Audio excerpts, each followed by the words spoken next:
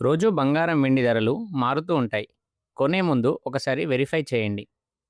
ఇక బంగారం వెండి ధరలు చూసుకుంటే 24 క్యారెట్ల 10 గ్రాముల బంగారం రూ. 1470 పెరిగి 1,53,930 ఉంది. అలాగే ఒక గ్రాము రూ. 15,393 ఉంది. ఇక 22 క్యారెట్ల 10 గ్రాముల బంగారం రూ. 1,350 పెరిగి 1,41,100 ఉంది.